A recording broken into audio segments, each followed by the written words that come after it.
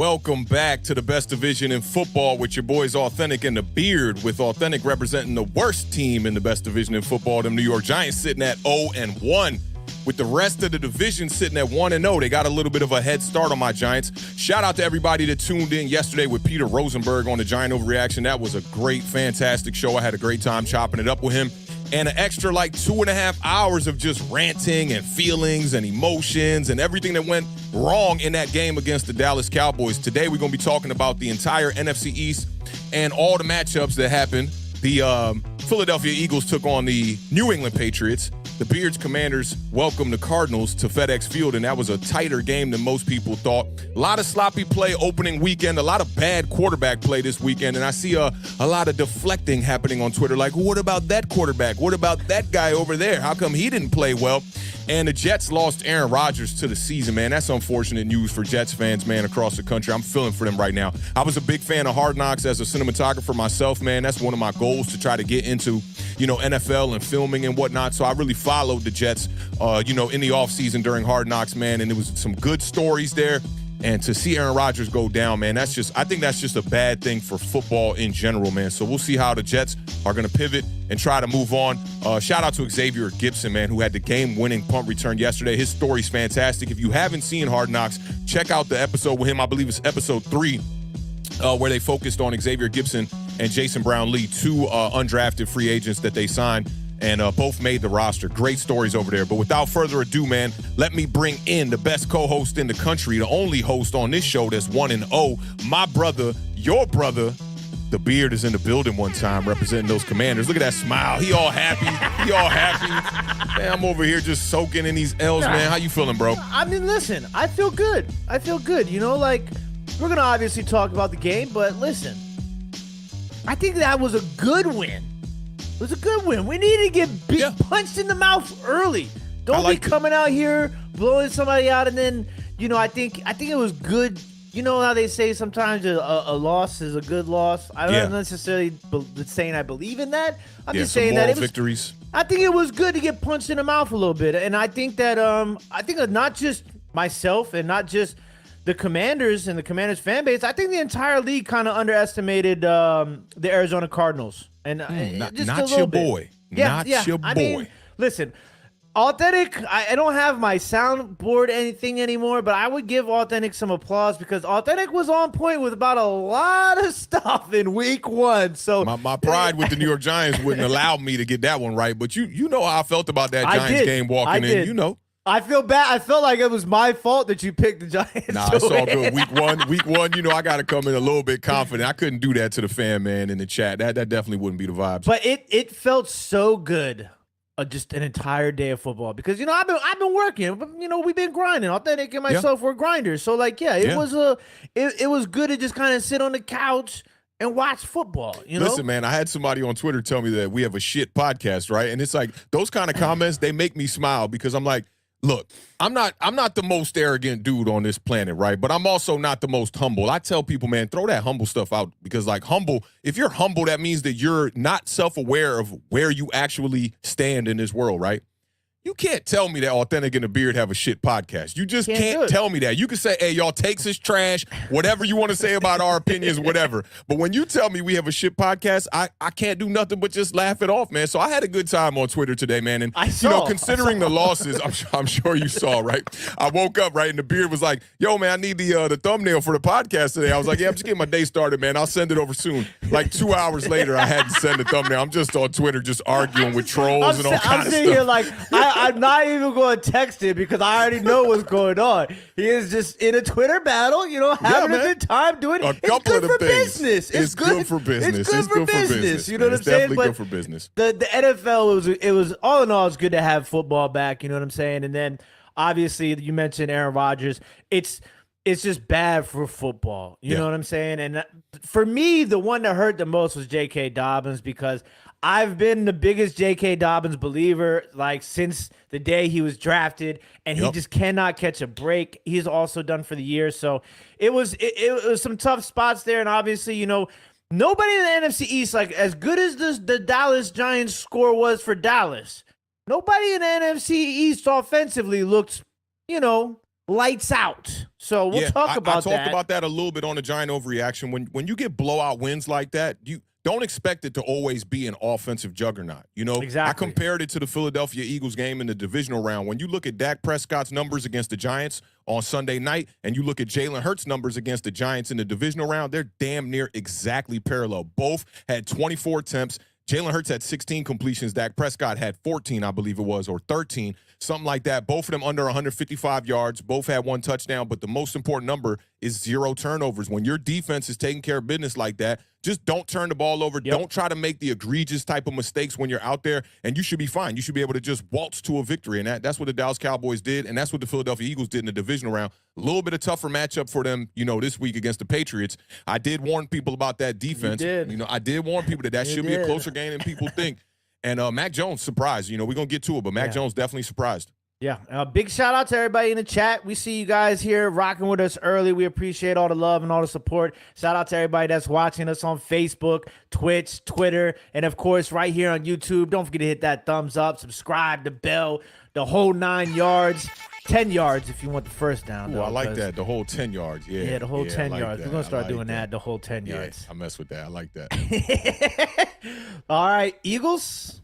Let's get right to it, man. I'm with it, man. All right, so we're going to start off with this first matchup, man. The Philadelphia Eagles, they traveled to, New England to take on the Patriots one time.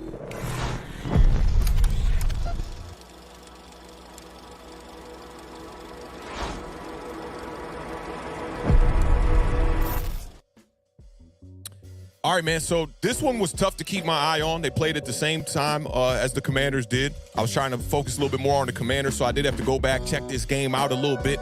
The Eagles snuck out with a victory in this one, 25-20, after having a pretty good early lead in this one by 2 touchdowns. I saw Dan Orlovsky talking about this, and then I saw Tony Romo talking about this on the recap for CBS. The Eagles had a stretch of 4 4-and-outs in that game, and you're not going to win football games playing like that. Now, Romo said something on the broadcast that I don't know if this is actually 100% accurate. Somebody check this out for me and maybe find it out. But he said that Jalen Hurts, when he played with the Eagles last year, they had no stretch of back-to-back 3-and-outs at all in the season last year, which if that's true, that would be a very, very, very interesting stat. The Philadelphia Eagles had just 154 passing yards in this game and just 97 rushing yards in this road win.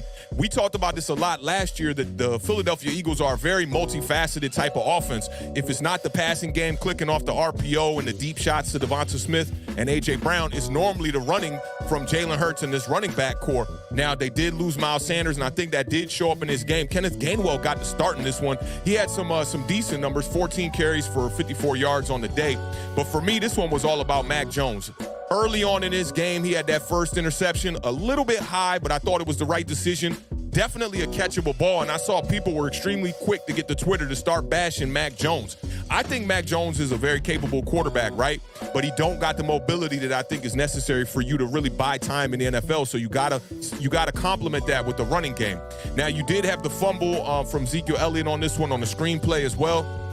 I thought that one was a bad throw for Mac Jones. But outside of that, Mac Jones had a damn day, man. Mac Jones was 35 of 54. He had a stretch of like 4 times. 11 straight completions or something like that at one point. He did, and that was when that game was starting to look like it was getting out of reach, and Mac Jones really got them back in that game. He had, he had 316 yards, 3 touchdowns, and that 1 interception to Ezekiel Elliott and whatnot. Zeke had 7 rushes for 29 yards. You would think Ramondre Stevenson would be a little bit more involved in his game plan, but that was not the case. He was more involved in the pass attack. He had 6 receptions, led them with 64 yards on the day. Now, the Eagles took a 2-score lead early in this game, down 16-7, man. Mac Jones, he delivered a strike in that end zone to Kendrick Bourne. Real nice post route, and then he hit Kendrick Bourne again for another touchdown, cut the lead to 25-21. Patriots went for it on a questionable 4th and 17 in this game with 4 minutes left with 3 timeouts. And when I saw it live, I was kind of like, what are they doing? But now, when you break this down, I think a lot of fans might disagree with this, but I see the logic behind this. They were on the Philadelphia 48-yard line, right? With 4 minutes left in the game, 4th and 17. You're like, why are they going for it? Why are they going for it? I think that Bill Belichick was trying to maximize the opportunities, looking at it like, hey, if we go for it here on the Philly 48 and we don't get it, worst come to worst, you got to stop them on 3 plays anyway on the next possession using your timeouts, or they're going to be able to drain the clock anyway. So the field goal range thing really doesn't matter. It's a 5-point game at this point as well, so you could still have that 2-point conversion on a touchdown in your bag. To me, looking at that one in depth a little bit more, I think it was the right call. It's not the traditional call that you see from a lot of coaches, but I did like the call when I, assessed it a little bit later on the day, which a lot of things came to fruition for me like that, right? They got another chance, and they did stop the Philadelphia Eagles, got the ball back. And Mac Jones, man, late in this game on a 4th down, he delivers a great throw to Kayshon Boutte, and he just doesn't get his feet down, right? You got to get your feet down there. He's a rookie, so he'll learn from this. In college, he was out there, I believe, from LSU. He was a player that dealt with injury and whatnot, couldn't get the feet down, and the Philadelphia Eagles hold on to win this one 25-20. Jalen Hurts on the day, 22 of 33 for just 170 total yards, 1 touchdown. I'd like to see Jalen Hurts get a little bit better. Nick Sirianni said this. He said he should have played his starters in the preseason because it looked like they had a little bit of rust, and he said that one is on him. What did you see in this game, and do you think there's a cause for concern for Jalen Hurts in this offense, or you think it's just a little bit of rust that they kind of trying to knock off? I think I wouldn't call it a cause for concern. I think obviously the rust was an issue, and we talked about that kind of a little bit more so on the parlay on Sunday, where there's the first week of the season, there's gonna be a lot of just stuff going on. Like people are going to be a little slow to get the things rolling. You didn't see a lot of scoring in this on Sunday in week 1 in general. A lot of low scoring games. But I think for me, the big concern is I love Devonta Smith. You know that. Yeah. AJ Brown, stud. Both of those guys, 7 catches on 10 targets combined. No, they each had 7 catches. They each had 10 targets. Yeah, that's a lot. So 20 targets between those two guys. Yeah. No Dallas Goddard. Yes. No Dallas Goddard. And it just, they need another guy. Like, not necessarily needed. I don't think they necessarily need another guy, but I feel like if they had a guy to kind of just take a little bit more off, it would make things a little bit more difficult on the defenses. I think where would you see that at? Like a slot wide receiver maybe or something like that? Slot wide receiver. It boggled my mind that you traded for DeAndre Swift. You get rid of Miles Sanders. DeAndre Swift is a guy that you can use in so many different aspects, especially catching the ball out of the backfield. He had like 1 or 2 carries and 1 reception, I think, in this game. So it just, to me, I felt like they were missing another playmaker on offense. Because a lot of times you see it with the Eagles last year where if Jalen Hurts wasn't necessarily like running all over the field, A.J. Brown had a 100-yard game. Devonta Smith, had a big game. They kind of would alternate one of these guys having a huge game.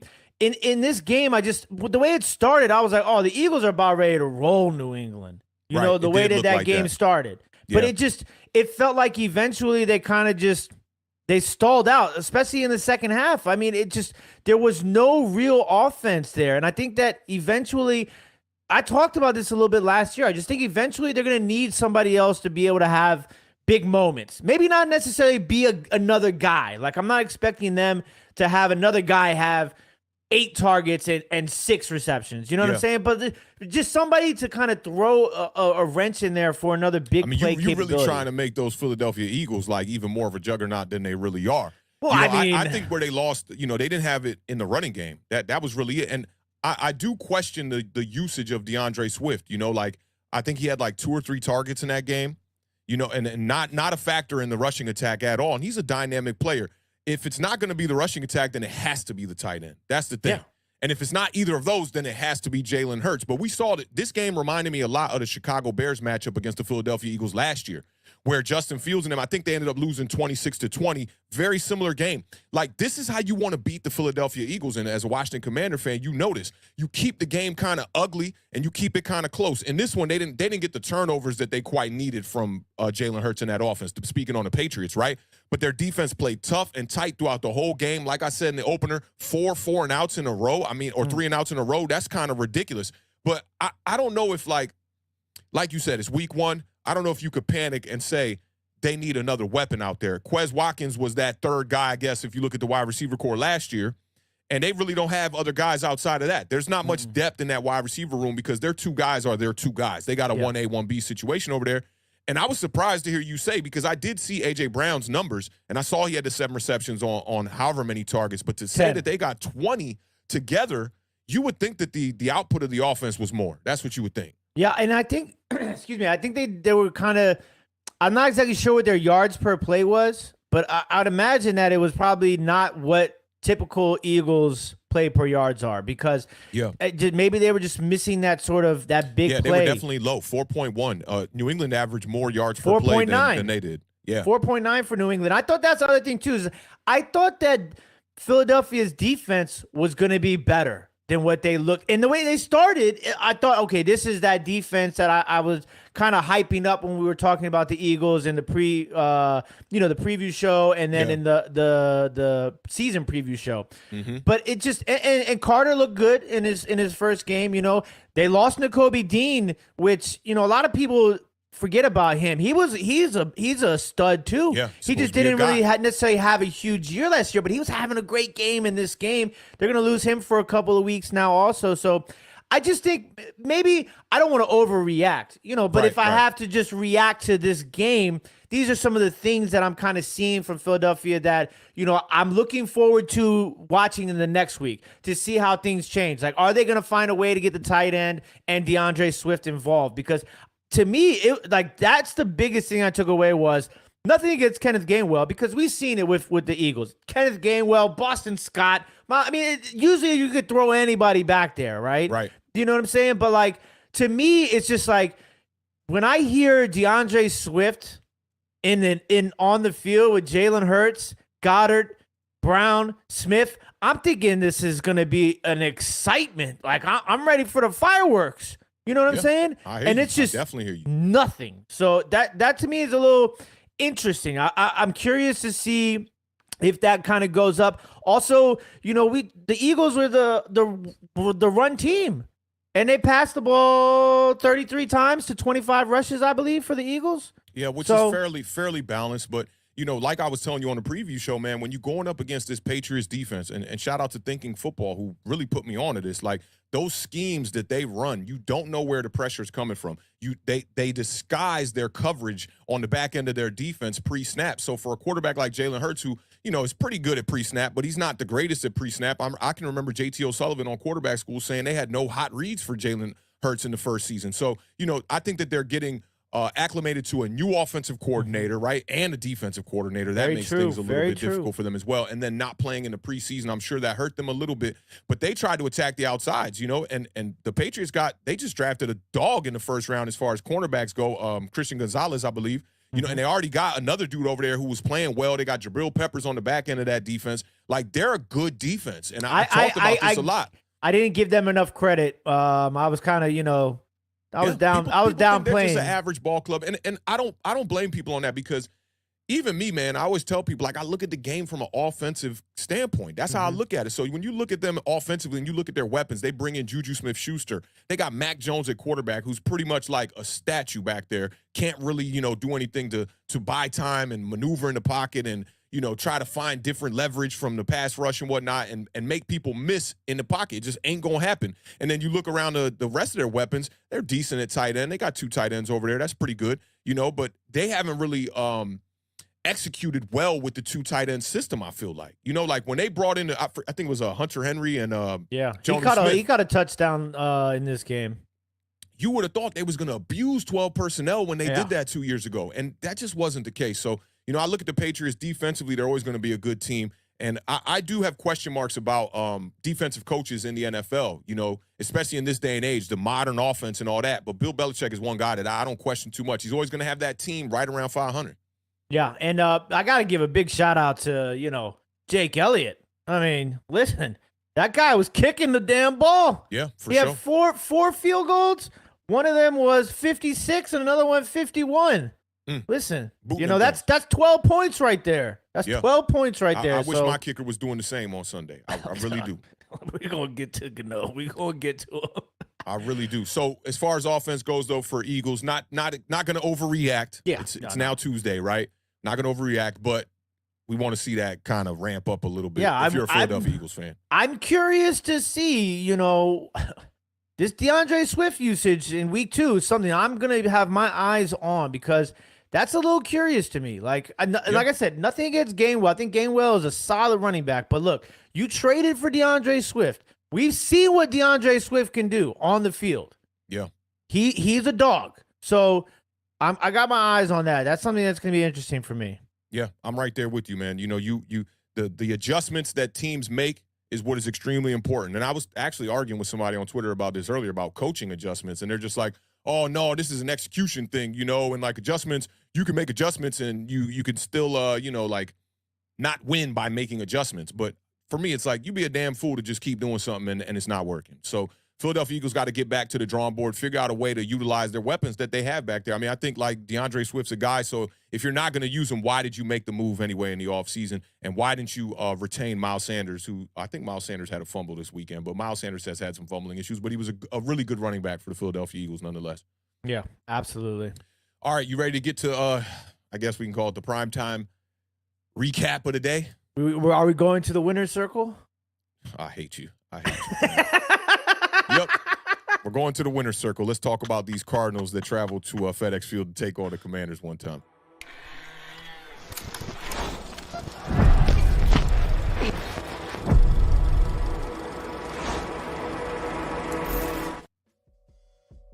All right, man. The one thing I noticed about this game, man, a 20-14 victory, defensive battle in this one too, man. That stadium was rocking. It was rocking like that Ravens fan that got rocked in the stands. I don't know if you saw that dude. He was so drunk, and I said this on Twitter. He couldn't even put his left hand up. He was trying to block the punch. He just, pow, right in his face. Couldn't even see it coming. So Washington took care of the Cardinals in a way tougher battle than I know the Beard anticipated in this one. Washington starts the season 1-0 for the second straight year. That's the first time since 2011, 2012 that y'all got back-to-back season opening wins. So big shout out to y'all, man. No Chase Young in this game, no problem. Jonathan Allen had a sack, 2 tackles for loss, and 3 quarterback hits in this one. But the man of the whole damn day was Montez Sweat. 2 sacks on the day, 2 forced fumbles, 2 tackles for loss, and a quarterback hit. The 6th game of his career with 1.5 or more sacks. Sweat, this one surprised me. He's got 30.5 career sacks. That's 10th best for Washington. Franchise history. So big shout out to Montez Sweat, man, doing his thing out there. Sam Howell started this game with a nice early throw in the red zone to put Washington up 7-0. But the Commanders' offense definitely struggled a little bit early. Howell had the interception. He was also strip sacked for a scoop and score, man. You just reminded me of Daniel Jones' rookie season with them scoop and scores. Gibson had a fumble in this one as well. Beard gave me a little bit of flack on my tweet when I talked about them early Antonio Gibson fumbles. The Commanders also allowed the Cardinals to get 6 sacks on the day. The Cardinals only had really like 2 big plays, and they came in the first quarter. It was Hollywood Brown on a reverse for 29 yards and a 31-yard reception from Rondale Moore. And the Cardinals led at the half by 3, but Washington showed a ton of resilience in this game. They came back in the second half. They forced their own 2 turnovers to get things a little bit evened up. Montez Sweat had the strip sack in the third quarter. It was on 3rd down, too, man. That was huge. What's Dobbs' first name over there for the Cardinals? Joshua Dobbs. I don't know his first name because that guy should not be a starting quarterback in the NFL right now. No shade to my guy. I remember when he was with, like, Pittsburgh or somebody. He looked all right in the preseason or something like that, but he definitely was struggling in this game with accuracy and ball security. The game came down to a 4th down. Cardinals were down 20-16. And he who is him, anointed by Awthentik, Emmanuel Forbes, made the play to just end the game on 4th down. A great pass breakup, man, over the middle of the field, and a nice celebration by him, too. Commanders held on to this one. Just 210 yards, man. 86 yards in the second half, 3.6 yards per play. That's not that great right there. But Washington did not allow an offensive touchdown in a Week 1 contest for the 7th time in franchise history and the first time since 2004. The Cardinals were held to 4 of 14 on 3rd down. The Beards got some great nuggets on that one. I think that, Sam Howell, he had a decent day. It was okay, and I talked to Peter Rosenberg about this on the Giant Overreaction as well. He wants to see a little bit more, just taking care of the ball, stop making the egregious errors. We saw that in the game against Dallas last year as well. But Sam Howell on the day, these were the numbers from him. He was 19 of 31 for 202 yards, 1 touchdown, 1 interception. What did you see from your future franchise quarterback on the day, my dude? Oh, there's a lot to unravel here right now, but listen, Sam Howell, okay? Sam Howell is he's going to be a guy, I think. He's going to be a guy. He's going to be a guy. I like this confidence, man. I like this. I think he's going to be a guy. Because I think it wasn't like the things that he did wrong were like, oh my God, like, like Right. you want to throw your hat across the room. You're looking at the TV, screaming at it. It was none of those things like, I could have done that, those sort of moments, right? Those moments, right. And what's interesting is I kind of want to go through it from the beginning of the game.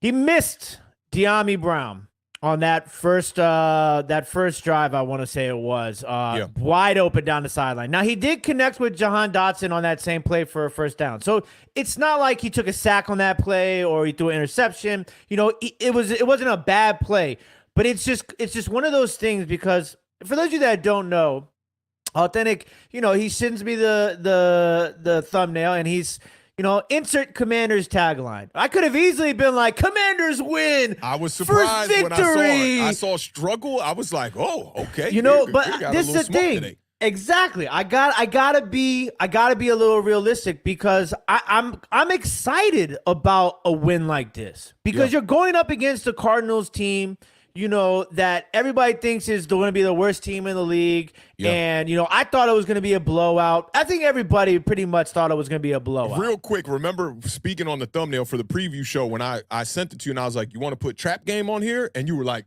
scratch. Yeah. You're not putting trap game.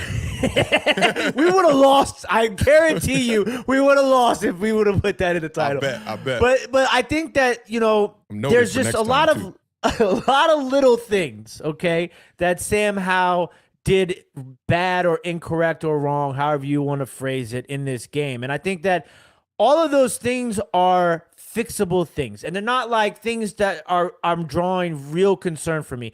I think as a fan base, the Commanders put way too much high expectations on Sam Howell. We have to remember, this is literally his second game regular season as a starting quarterback in the National Football League. They're not treating him like a rookie, right? The whole thing about Sam Howell getting the starting job, and we talked about this when we went to training camp. We went there, we saw it. They're treating him like a star. The way that they do press, the way that they made everybody else sign autographs, but you could not even get to Sam Howell, right? I think that's why the expectations are the way they are, because they're looking at Sam Howell as if you're going to bring in this guy, this isn't to rebuild or restart or reset.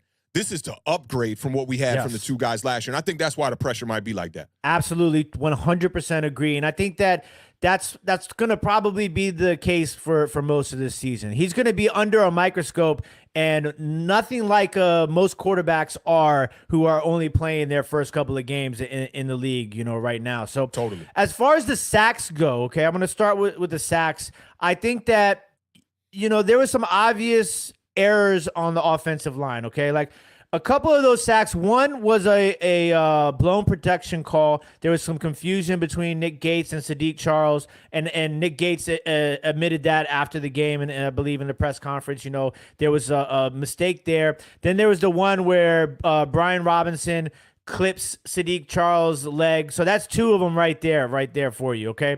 Yeah. Now, there was some problems. Some of those sacks have to be accounted to Sam Howell. There was some times where, and if I'm going to be as hard as I was on Taylor Heineke, I have to be equally as hard on Sam Howell. I like this, He was holding on to the ball. He was holding on to the ball a little bit too long. And what's weird is, in the beginning of the game, he looked so comfortable. He was going through his reads so fast, where it was almost like he was going through his reads too fast, okay? And then the hit came, okay?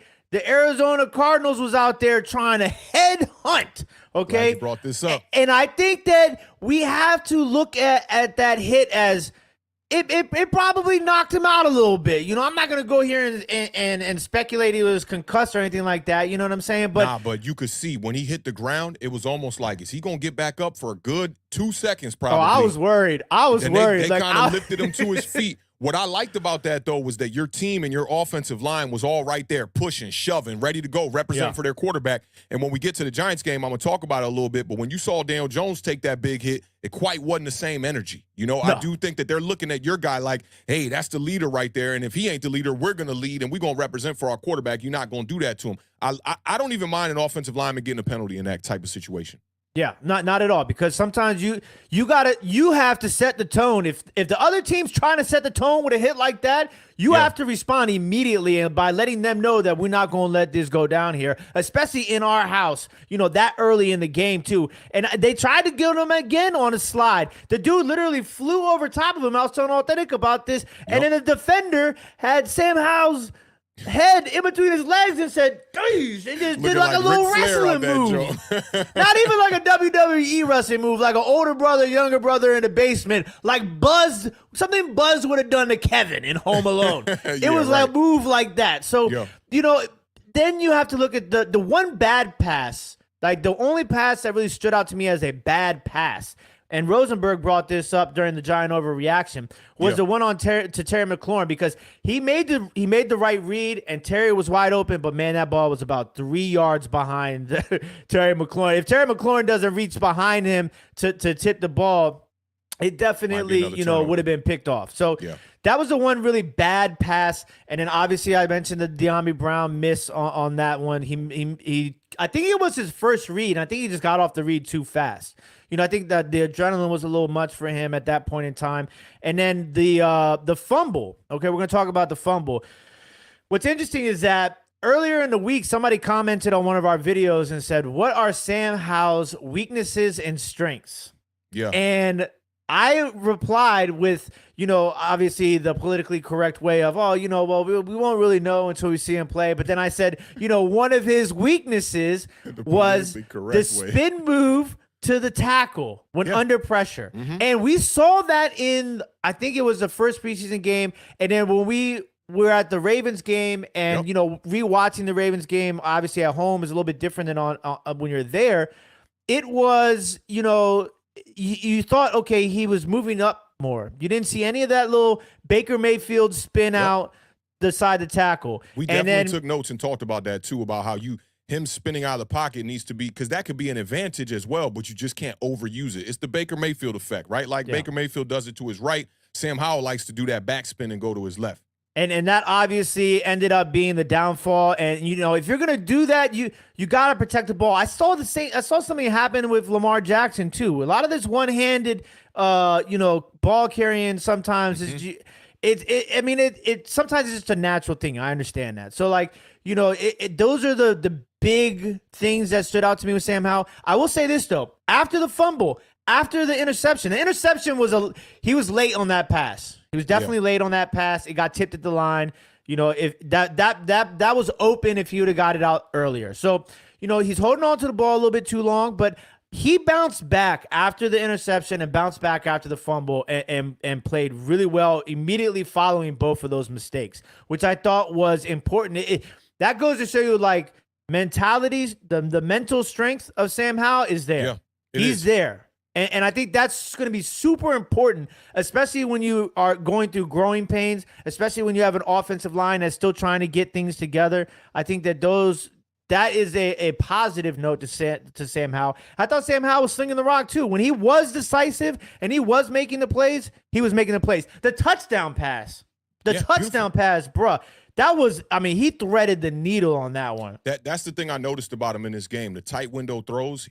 The kid just got that moxie. He's not scared to throw the ball. And once he gets that all under control, I think he's going to be a much better quarterback, and I like it when he's challenged. When he's challenged, we see him face like a 3rd and 6, 3rd and 7. He's converting most of the time on these, and I'm very high on Sam Howell as a young quarterback. I don't know if it's all going to get put together and the tools are going to come together this year, but I think that he's going to be definitely serviceable this year at bare minimum. And going into his career, year 2, year 3 in this system, I think you're going to see a guy who's extremely comfortable and composed. The pocket awareness is there. He just has to figure out the type of moves that he likes to use. It kind of reminds me of like an edge rusher, right? Like you can have different pass rush moves. It's all about how you put them together and how you use them. And Sam Howell has those. He just needs to learn how to use them, when to step up in that pocket and when to bail out and go to the left and spin out the pocket as well. But I like what I saw. 19-31 doesn't look that great, but he got over 200 yards in a game where he didn't score a lot of points, and there wasn't a lot of offensive output in this one either. And, 2 total touchdowns. I want to say that's the most of any quarterback in the NFC East this weekend. So, Yep. So because Dak and Hurts only had 1. Yeah, it definitely was some positive things to take away. But I think that the negative things weren't necessarily head scratches, which to me is a good sign. You know, there's some things that I think that are fixable. Obviously, he's got to just be, you know, I don't want to use the hit as an excuse, but, you know, his progressions kind of slowed down a little bit, you know, midway through the game. It seemed like, you know, the speed of the game was a little bit much for him at times. But I think all in all, I was impressed. If I were to grade Sam Howell, I'd probably give him a C minus for this game. I'm right there with you. And I think that, you know, his teammates weren't necessarily the best help either. Logan Thomas had some drops in this game. Definitely had some drops in this game. Antonio Gibson, you mentioned it with the fumble, which I thought, you know, obviously immediately if he fumbles, it's just straight on slaughter. It was everybody. A tough one too. You know, he's kind of like falling, leaning forward. His equilibrium's like over his shoulder, so he's going to fall kind of like shoulders face first and whatnot, and then the ball gets punched out. You know, it's just a tough one. But I think it's just a lot of week one jitters, to be honest. You know, Logan Thomas dropping the ball. You just got to get out there. There's a lot going on, especially in FedEx Field sold out. I'm telling you, of all stadiums on Sunday, you could hear it on the broadcast. It was extremely loud out there. So, and these guys are NFL players. They're paid to make the play, so no excuses at the end of the day. But I think week 2, week 3, you're going to see, you know, much better play from the surrounding cast around Sam Howell. Yeah, and there was obviously a couple of, you know, really bad calls against the Commanders in this game. The one that was just outrageous was the John Bates pass interference. I mean, and what's crazy is the fumble was literally, it was either the fumble or the interception was literally 2 plays after, you know, that pass interference call. So that something like that really can mess up the flow of an offense. You know how it is. You know, you're 2nd and 7, and the next thing you know, you're 2nd and 16 or something, 17. It just it's a little about it. My fantasy quarterback and my real life quarterback, Daniel Jones, dealing with it all week. But you ready to take the driver's seat and talk about this roadmap a little bit here? Yep, let's go over the roadmap really fast and see where we made some stops and where we got some flat tires. All right, let's get it. Yeah, you get on the freeway. What? No, turn right. Get out of the lane. No. Okay, get procedure. Just get out the lane.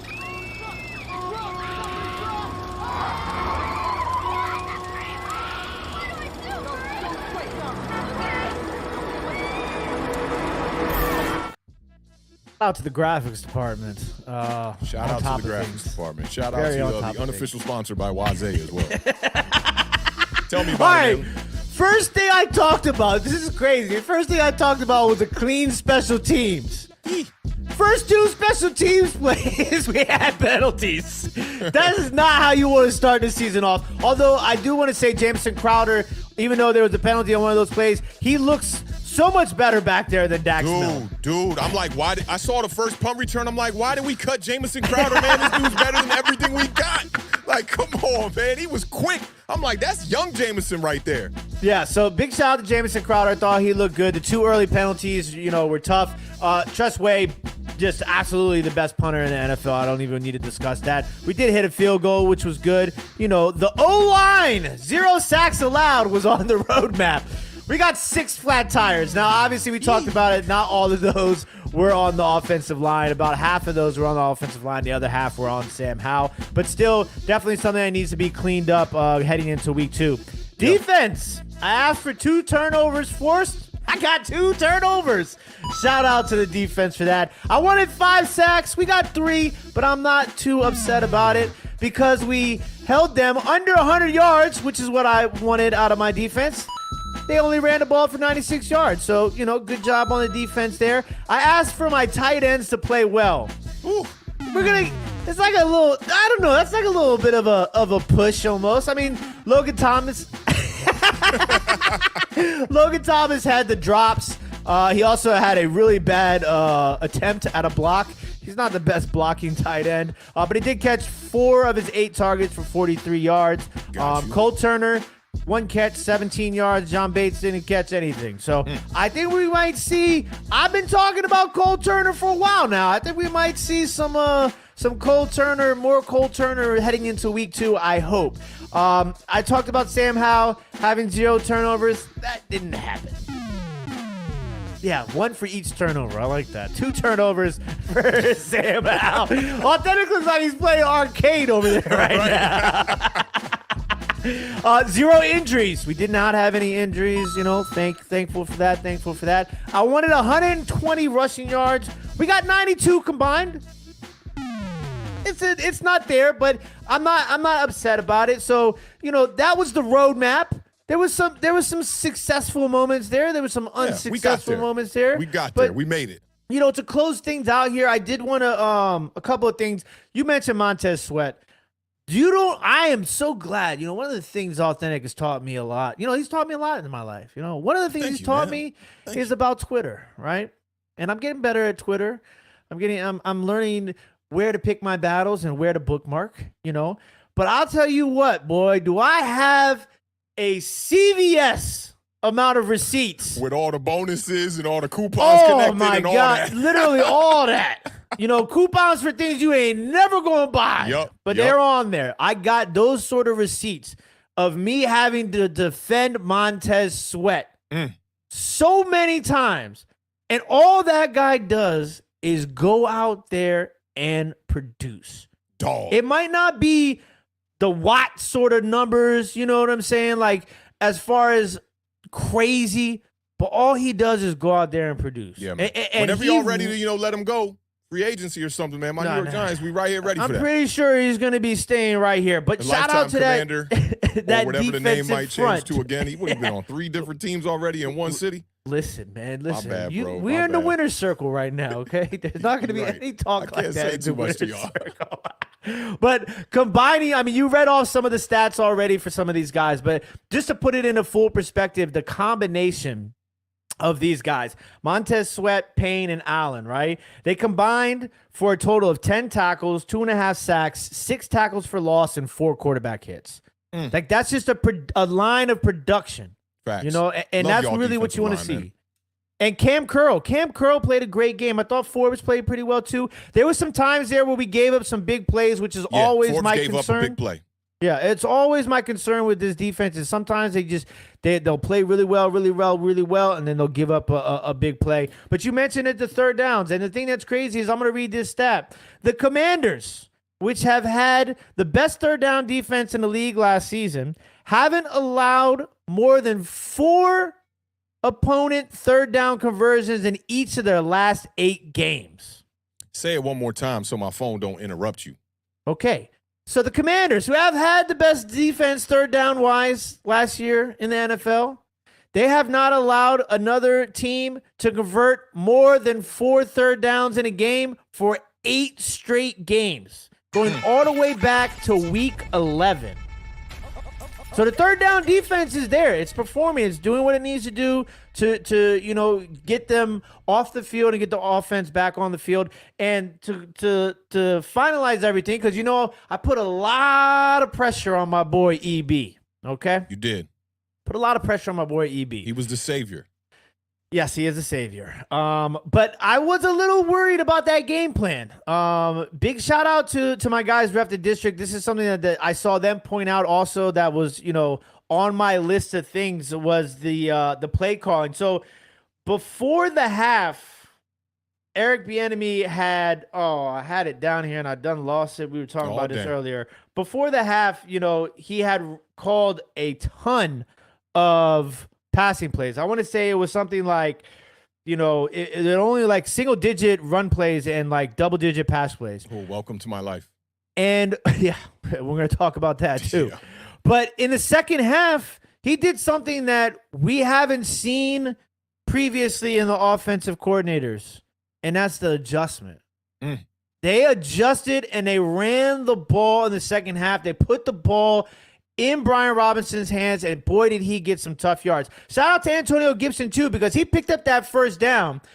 They've spotted him short, after, coming in after being, pretty much pushed to the side after the fumble. He came in, he did what he had to do when he got the rock. They challenged it, and they still ruled it not a first down, which was mind-blowing to everybody. It looked like he got that. Yeah, it looked like he got it, but, to see that, to me, is a big difference. And the last thing, the biggest difference, right before halftime. How many times have you seen the Washington Commanders get the ball back with like a minute left and just... Oh, man, that was such an impressive drive and just give up. Yep. But no, that to me was one of the biggest things I took away from this game. It was right after a turnover, too, right? Y'all turned it over with like 2 minutes left. There was a turnover in the score, yeah. I remember I put a note down on that in a separate set of notes, and I remember seeing that. And I was definitely impressed with Sam Howell's resiliency after that turnover to drive y'all down the field and get y'all in position. 7 plays, 69 yards in 55 seconds. Now, we didn't score a touchdown, but we put points on the board, which is what we absolutely needed at that point in the game. So I just think that was one of the biggest signs of change from last season to this season. So I'm absolutely stoked. I think this was a tough win. It was a win we needed to have, and we needed to win this way, I think, this early in the season. Because the last thing I wanted to do was go out here, blow out the – well, not – let me rephrase that because I would have loved that. But yeah, I didn't want to see the outcome of a blowout win and then going into Denver and Buffalo and Philly these next couple of weeks and then getting smacked around. I think it was good to get a little, knock down in the first round, but get back up and knock down the opponent 2 more times and win the fight. That to me was what this was, and I was impressed with the way that we fought throughout the game. Shout out to all the fans that showed up to the game. As Awthentik said, the place was rocking. So a lot to take down from this game, and I'm excited for the future. I think there's a lot of work to be done, but a lot of signs of improvement from last year to this year already. Yeah, I'm right there with you, man. Look good, and the Cardinals came out a little bit more feisty than a lot of people expected. That defensive front for the Cardinals is they're not bad. They're not bad. They're good, and I'm a little bit worried about that. People forget this NFL football, man. They're not going out there just putting out no Joe Schmoes out there on the field. You know who didn't forget? Awthentik. Awthentik did not forget. I thought Tudo was going to be in the house after that. No, but we do got to give a big shout out to our guy, Zach G, for the $5 super chat. Says, I have a bone to pick with Wink. You do not have all pro corners on the outside. Don't run cover 0 on 3rd and long. Baltimore ran you out because of it. I'm sure we'll touch base on some. Oh yeah, we definitely will, man. For the New York Giants. Shout out to Zach on that super chat. Zach G. Just to add something to that too, he's right. I mean, last year you look at how many 3rd and 18s, 3rd and 12, 3rd and 15. You look at the Minnesota Vikings game, Justin Jefferson converting on 3rd and 15, 18. That cannot happen. You got to be at least a little bit more conservative. I think he learned a little bit late in the season to not do that so much because I'm sure Brian Dable was looking at him like, hey, bruh, we got 3rd and long. You cannot be giving up these conversions. So I'm right there with you, man. And defensively, we didn't get to see, as much as we wanted to see in this game against the Dallas Cowboys because it just seemed like every other second they were scoring a touchdown. So we'll see. We'll see when we get to that one. Big shout out to Sharky for the $4.99 super chat. Says, what's good, boys? Y'all think we pulled a trigger on a quarterback with a top 10 pick? Hashtag New York Giants. I mean, look, man, the beard kind of chuckling over there, right? If things go this way for the rest of the year, right? I told y'all, man, Daniel Jones, all he got to do is elevate what he did last season. You can't go 4 straight years under 15 touchdowns. I don't give a damn what's happening around you. And I my man BT chopped that up last time I said it on the Giant Overreaction. He posted it on Twitter, and a lot of people coming at me with smoke after I said that, right? You can't do that. I don't care what's going on around you. I'm not putting all the blame on the quarterback, okay? But I'm just saying, dog, yo, you go out here and you put up 13 touchdowns, it's definitely going to be a thought. And if you're not winning games and the Giants get a top 10 pick and there's a quarterback out there, I mean, did you see Anthony Richardson this week? It wasn't fantastic before a rookie. It was damn good, making sound decisions. Pressure definitely not getting to him. Took some big hits, got back up, made some big runs. What are we doing here? So if we continue to play bad and lose games, it's definitely on the table, 100%. Listen, if you'd have asked me this question 10, 15 years ago, I'd say you're out of your damn mind. But the way the NFL works now, Jack, listen, Russell Wilson changed the way that this works for forever now. Listen, Josh Rosen, you're out of here. Kyler Murray's in. Now look at Kyler Murray. He might be out of here after just signing a huge contract. Foolish if they let him go. So because the dead cap hit gonna be crazy, and then watch a team like San Fran pick him up. Just saying. Yeah, I mean, listen. Speaking of San Fran, they gave up 3 first-round picks. Yep. Trey Lance not working out. Hit the road, Jack. So I mean, listen. Anything is possible nowadays when it comes to NFL. Like, if you're not getting the leashes, I remember sitting on the couch in the studio, Awthentik and The Beard, season 1. Man, we giving quarterbacks 3 years, man. We giving them 3 Yeah, years. You try. Now? You try. You might not think get 3 that games. Josh Rosen is like an anomaly, and so is Trey Lance at this point, right? But it speaks volumes on the assessment coming out of college. And shout out to my guy Sal and the homie Monty. They got a new podcast called He's a Giant, where that's all they focusing on through the year. They're not waiting until after the season to do a billion mock drafts, and then when draft come around, tell you, I picked that guy in the second round to go to my team. They're doing it now. They're doing the work now. So look up that podcast, He's a Giant, with Sal and Monty. They both know their college game like nobody else, and they're definitely putting in that work. So, yeah, I mean, it's 2023. It's NFL, man. If you're not getting the job done, they're thinking about the next guy. And with the CBA that was installed in 2011, we don't got no time for that. Ain't nobody got no time for that. It's a 4-year rookie window here for most quarterbacks. You got to get the job done. And hopefully you can find a guy in the 2nd, 3rd, 4th, 5th round, 6th round even that could contribute. Guys like DTR with the Browns look like, man, they might get on that field a lot earlier than a lot of people thinking. And you look at Jalen Hurts, he was getting paid a quarter of the salary that Daniel Jones made over the first 4 years, and now he's got a big, huge bag. But, I mean, the Philadelphia Eagles definitely reaped the benefits of drafting him in the 2nd round and having him as a starter. What was that, his 2nd year? So, yeah. Yeah. Big shout out to a guy that has been showing nothing but love.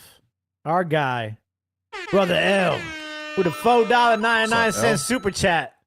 Just supporting the cause. Politics as usual. Wow. Now we in sync with that. I like that. Trivia question. It's not Thursday, but, trivia question. Come Which on, NFC bro. East do us team? like that? Which NFC East team currently does not have a W? One of these teams is not like the others. I'm going to take Giants for 400, Brother L. God damn, y'all. My man, Brother L, up in here trolling your boy Awthentic, man. God damn, L. All right, let's get off into this Cowboys massacre that happened at MetLife the other day, man. MetLife, it's been 2 days of terrible news at MetLife, but the Jets did sneak out with a win. So let's go off into this Cowboys at Giants one more time. Giants are on the board with 11:16 to go here in the 3rd.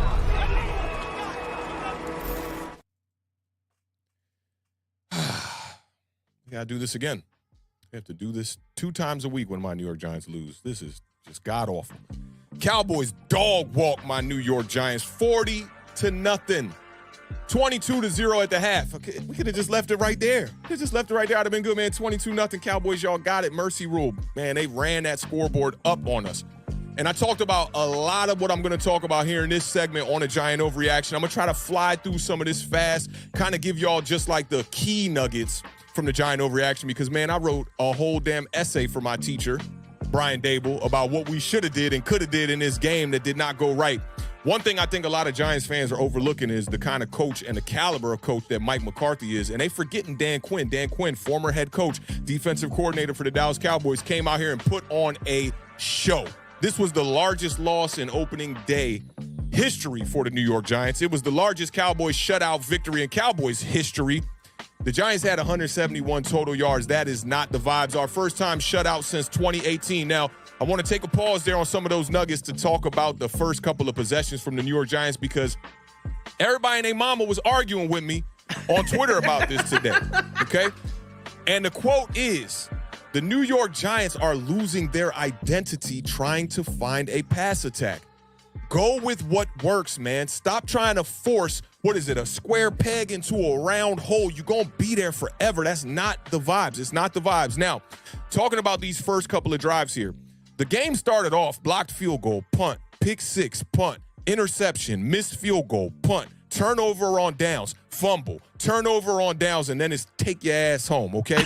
This is 3 straight game plans from Brian Dable and Mike Kafka that I'm going to question. And you know what people are telling me on Twitter? Oh, you think you're smarter than Brian Dable and Mike Kafka?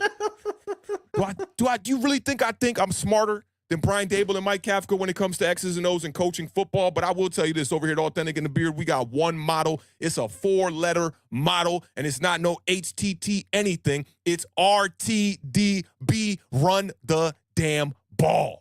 You got to run the damn ball. Now, let me talk about these first couple of drives. Brian Dable came out. It seemed like he was listening to Awthentik and The Beard early Absolutely. on. 6 out of 7 plays, he ran the ball, right? I'm looked like, easy. oh, It looked man, here we easy. go, right? We about to get in the end zone. Here comes Saquon. Botch snap, botched whatever, penalty here. We trying to kick a field goal. They blocked the field goal. This is when the panic settles in, right? This is when you find out who's who. And we've seen this now for 3 straight games that they've panicked on the game plan. When you look at the Minnesota Vikings playoff game, I did not agree with the game plan going into that game, even though we won. I can remember talking to Sal about it in our group thread on Twitter, and we were like, man, they're going to come out here and they're going to run that ball. They've been trying this fancy little short pass attack, run and shoot type of vibes. It ain't been working. They've only won a couple of games doing that. I think they're going to go right to the run. That's not what they did in the Minnesota Vikings game. Saquon Barkley had 9 carries. We end up getting the W. Brian Dable, Mike Kafka walk out that joint. They feeling himself. Quarterback had a day no other quarterback has ever had. They like, damn, we out here killing, right? We go to Philadelphia. They try to throw the ball a ton. They start the game with 4 3-and-outs and a turnover on downs, right? It was actually a turnover on downs and 3 straight 3-and-outs, right? Saquon Barkley, 9 carries. Averaging 5.9 yards a carry. He only get 9 carries. We look at this Dallas Cowboys game. Saquon Barkley only get 12 carries in the game. Daniel Jones has more carries than the star running back in New York.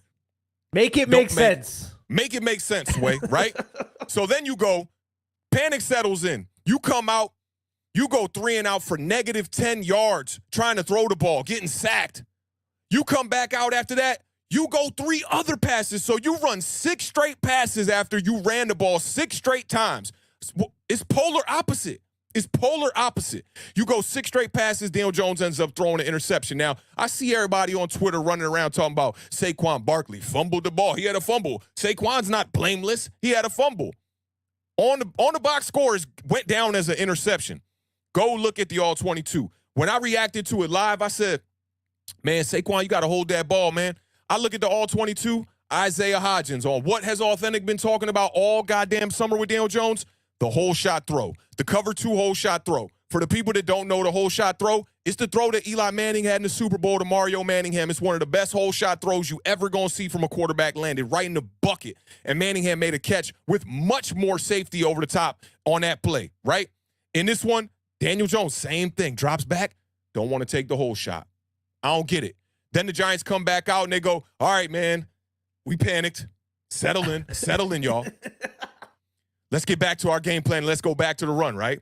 First down, 5 yards from Saquon Barkley. Second down, 3 yards from Saquon Barkley. Now I don't want to, get the parental advisory sticker on this podcast, right? I ain't no mathematician here, right? But when you go 5 plus 3, and that's on 2 runs, that's 4 yards of carry right there, right? Might as well just run it again to Saquon Barkley, right? What do they do? They try to get cute. This reminded me kind of the Tennessee Titans. With everything on the line last year against the New York Giants opening day, they had a 3rd and 1 with Derrick Henry. With Derrick Henry on the field, okay? Stiff arm machine. A jet sweep to a backup tight end. Now, ours wasn't quite as egregious as a backup tight end getting a jet sweep. You didn't see Daniel Bellinger out there getting no jet sweep. But they want to run a quarterback sweep with Daniel Jones.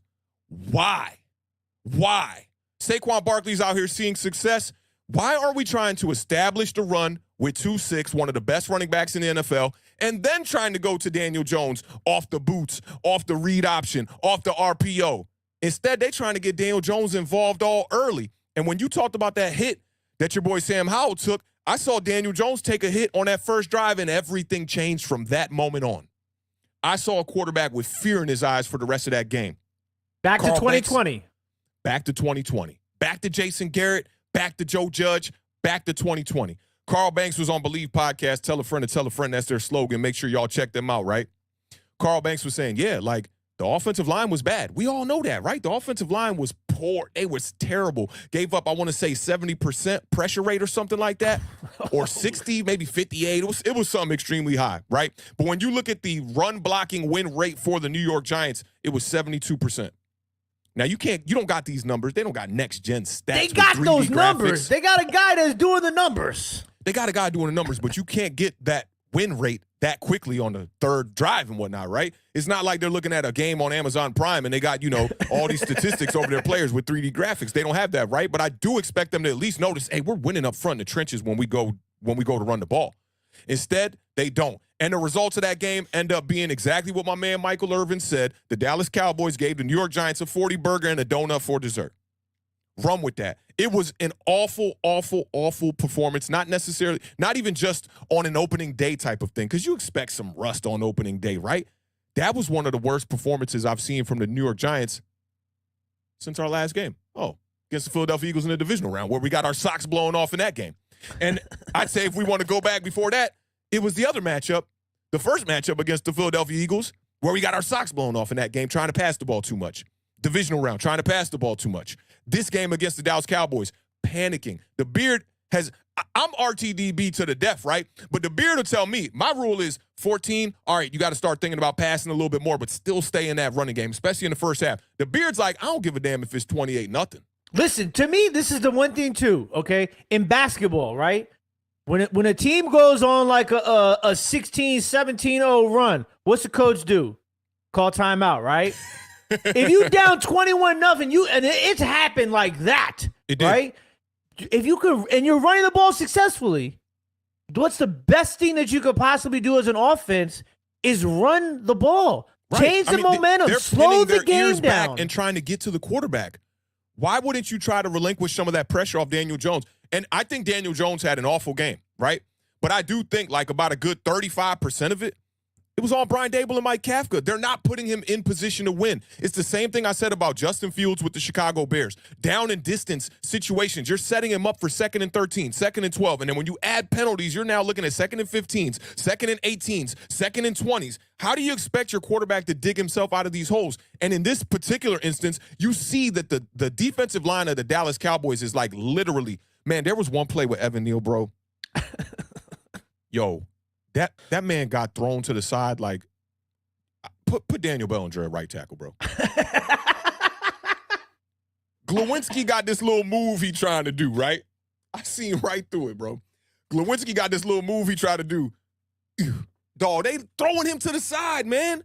They tried to double team Micah Parsons. Micah Parsons got stood up. He was like, get right at Daniel Jones. Sack Daniel Jones. Them boys are fast. Them boys are strong. Fastest defense in the league right now. And I already know, Beard, you about to retract that Dallas Cowboys at the bottom of the division thing. There's already some talk about it in the chat, so we'll get to that a little bit at the end of this segment. Now, look, let me plug this back up one time because I unplugged my headphone real quick. But there were a couple of things in this game that I was worried about, right? I talked about the number one thing that I was worried about in this game was Brandon Cooks and CeeDee Lamb going up against the young cornerbacks. They had one of the better games of anybody on the team. Deonte Banks ended up getting hurt in this game, but he looked confident, comfortable, had a pass breakup in the red zone. I like what I saw out of Trey Hawkins. I'm okay with them now. I feel much better about our secondary going into this game against the Cardinals than I did entering this one against the Dallas Cowboys. And the Dallas Cowboys offense did not have to do that much. They didn't even have I feel like the New York Giants had 3 possessions to the Dallas Cowboys 1 by the time we got to the first 4 possessions of the game. Because you had this blocked field goal, you got an interception return for a touchdown. They're not even on the field. Brandon Cooks, I think he ended up with 4 receptions on the day, and he looked good. He looked like the regular old Brandon Cooks that's going to be pushing 1,000 yards and possibly be a wide receiver 1B for the Dallas Cowboys. You know, I talked about our young wide receiver room going up against Dallas secondary. My God, did that, man. Did any of them have a catch? Isaiah Hodgins had a catch. Ran down the field late in the game, fumbled the damn ball. I'm not going to say your boy. I'm going to say my boy. My boy Jalen Hyatt gets the easy crosser route. He wide ass open going across the middle of the field. Daniel Jones throws the ball on his back shoulder. The man's going laterally all the way to his left, trying to come back and catch the ball on his right shoulder. Could have caught it. He got both hands on it, but we know how difficult those catches are. And when I talked about Carl Banks talked about this. Yeah, the offensive line was trash, right? But when you see your quarterback, when he is getting time, making the wrong decisions, being inaccurate, looking rattled, he said teams are going to key in on that. And when they see that your quarterback get them eyes like, blood in the water. 42, they going to pin their ears and come back and just try to get after the quarterback. You got to find a way to nullify that with the run. And I talk about it. I'm going to talk about it again. We're losing our identity. And our identity was like, I'll relate it to a female, right? Like She's got like features you like. She's just smart enough, right? She's got everything you want. You look at her like she could be marriage material. There might be some things in there that you might have a problem with, but all in all, it's all looking good, right? This isn't the identity that's walking around looking like Cardi B or something. You know, like, it's not like that where it's like extreme bad, it's not like that, right? But this identity of Saquon Barkley, it's important to the New York Giants if you want to try to remain to be a team that competes and contends. When you go out here like this and you put the ball in Daniel Jones' hands with a young wide receiver core that I think a lot of people are overlooking, thinking like, oh, man, Joe Shane. You know, I'm getting sick and tired of seeing that Joe Shane walking with the briefcase in the facility and whatnot. And they're like, here's your daddy. And, oh, Joe Shane making the moves. He the God. He the GOAT. Blah, blah, all this, right? We ain't even played a game this year, and you crowning him. We can't do that. I like the moves Joe Shane made myself, right? But at the same time, when I look at the wide receivers and I go, okay, Richie James, Paris Campbell, let me get the hands in frame. Maybe like Muscle this to Paris medals. Campbell, right? Maybe, right? Darius Slayton was on his roster last year. Isaiah Hodgins was on his roster last year. Those are your starters. It's not that different than what you had last year. Everybody saw what happened in the preseason with Darren Waller, and they want to go, oh, man, they're not going to be able to check him, bro. Darren Waller out here getting separation. Shout out to my homie BT who posted the separation numbers. It was bottom of the league type of separation numbers for Darren Waller in that game on Sunday. We talked about will they move Micah Parsons around? Yeah. Right. He was doing a damn electric slide on That man defense. was all over the line. I don't know if you saw that Myles Garrett, that clip of him. That was good. I like that. I want to see more defensive linemen trying things like that. And Evan Neal, I can't put too much business out there, right? But I talked to Entertainer today, right? And Entertainer has been a bit MIA off Twitter and, you know, not doing streams after post Sunday night because it was ugly, man. He walked into the year pretty confident. We talked about Evan Neal. It's getting bad. It's getting to the point where it's like, Can't win them all, man. I mean, listen, you got Andrew Thomas. can't win them all. I mean, listen. So every once in a while, Drake London was drafted after Evan Neal, man. Chris Olave was drafted after Evan Neal, man. Oh, listen. Yeah, I mean, I'm Justin just Herbert saying, was bro. drafted I'm after just Chase saying. Young. I'm just saying, man, when you use the 7th pick on a guy, he's got to come in and be an immediate contributor. I'm not going like jump the gun and call the guy a bust or anything like that yet. But dog, I thought Evan Neal was going to be the man of the year. Schoolboy Q style, 2 ass cheeks right here shaking all year long. He left his bucket hat in the locker room. He in this left. game. I damn near wore a bucket hat on the show today. As soon as Evan Neal has a good game, the bucket hat's coming out, 100%. But dog, this, Schoolboy Q has 2 types of music. It's the happy, we celebrating, hanging out, drinking, we chiefing, we got girls around us. Oh man, of the year, hey. Or it's that murder music. And Evan Neal, I don't know what you like to listen to pre-game. You need to put on some of this murder music because right now the only person getting murdered at the murder scene is you. You got to pick up your play, bro. And I don't know if we can blame this on offensive line coach Bobby Johnson, which a lot of people are doing. But when you look at the way the Dallas Cowboys came into this game prepared, fast, just strong, punching the ball. They're going for strips every time, trying to get the turnover. They had 5 fumbles. 5 times the ball was on the ground for the New York Giants in this game. Thank God only one of them was recovered, right? The Giants look ill-prepared. And what's my man from Peter Rosenberg show, Don LaGreca? He came out and he said, look, man, I heard Saturday night Brian Dable had a party at the house. Now, reports came out and said it was a party for his, 6-year-old son or something like that, right? Now, Tim is peach. The beard is peach, right? He's not quite all the way Caucasian and white, right? But I'm going to tell you how my folks party, how my Haitian folks party. Well, I know. When it's like a first communion or a 8th birthday, the adults is getting turned. It's an adult party. It's an adult Listen, party. I mean, listen, we've been to some baby showers and Yes. some first birthdays. Yes. I mean, but listen, the babies are asleep and they're still outside eating tacos, playing reggaeton, drinking Yes. Patron. It's like Yes. a rap song. So I don't know how Brian Dable party, right? I'm not too sure about how Brian Dable parties. But if he came into this game not knowing that there was a possibility of the Dallas Cowboys coming out here and putting on a show. I don't know about quite like this, but when you look at that roster and, to the people who said, Awthentik, you think you know more than Brian Daboll? I don't think that. So I think Brian Daboll's a smart enough man to know that the Dallas Cowboys were coming in here and they was going to be about business. Yeah. Their game plans fell short. Their game plans fell extremely short. And I can't blame it all on the coaching, but he did come out and he said, this one's on me. Your team was not prepared. And whether that's from lack of preseason snaps, because none of the New York Giants really played in the preseason. I saw Tiki Barber talking about it on WFAN earlier today, and he pretty much said, like, yo, in the offseason, none of that stuff's testing your manhood. None of that. You in shorts. You out there running around having a good time, pretending is what he said, pretending to be a professional athlete. And then when you get out there in your first game and you start taking hits, that's when we find out if you really are a professional athlete. And yes, Saquon Barkley, I don't want to see the running back that I know who has extremely great ball security have to catch a pass, whether the read was wrong or not, bobbling the ball up in the air like that. And if that's an incomplete, I don't think anybody's going to bat an eye. It's over with, right? But to me, Saquon Barkley came out there, and he gave you what Saquon Barkley gives you. The rest of these jokers on the offensive side of the ball, they didn't do that. Saquon had the 12 carries for 51 yards, 4.3 yards per carry. That sounds like Saquon throughout his career. When I brought up the Dallas Cowboys numbers versus Saquon Barkley in his career, he was at 4.1 or 4.5 yards per carry, I believe it was. These are the type of games he had. And what was my biggest complaint? 13 carries per game against the Dallas Cowboys for Saquon Barkley is not enough. So Joe they didn't even Brian Daboll and Mike Kafka were like, oh, you want 13? We'll give you 12. We're going to give your boy Daniel Jones 13. I don't understand it. I really just don't understand what's going on. And I talked about this on the Giant Overreaction a little bit too, Tiki saying he would take Dak Prescott or he would take Daniel Jones over Dak Prescott 100 times out of 100 times. Bro, I don't know what's going on. I don't know what's going on because it didn't look like it in that game.